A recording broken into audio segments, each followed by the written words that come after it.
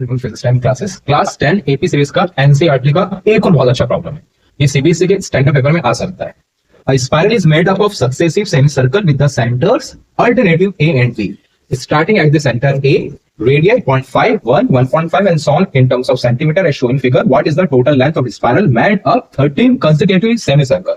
और भाई आपको 22/7 लेना है और ये डायग्राम आपको दे रखा है। ठीक है, सवाल पढ़ने पे थोड़ा सा कॉम्प्लिकेटेड लगता है, लेकिन है उतना इजी। अब कैसे इजी है?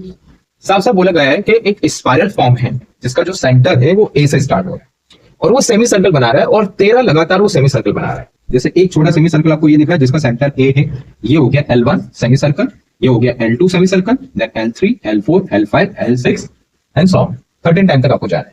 अच्छा, वो सेमी सर्कल की लेंथ की बात कर रहा है। सेमी सर्कल की लेंथ का मतलब होता है perimeter of semi circle. Perimeter of semi circle क्या होता है?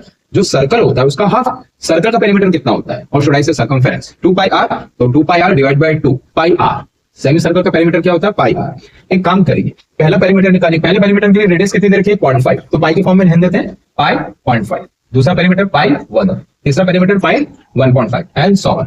ये सारे आपने पेरीमीटर निकाल लिए। ओके, अगर इन पेरीमीटर को मैं अरेंज करता हूं तो एक एपी सीक्वेंस बन जाएगा जिसका फर्स्ट टर्म क्या आ गया। अगर आप सेकंड में से फर्स्ट माइनस करेंगे तो कॉमन डिफरेंस आ जाएगा। एन आपको 13 पता है, सम आपको निकालना है, उसके लिए आपको लास्ट टर्म निकालना पड़ेगा।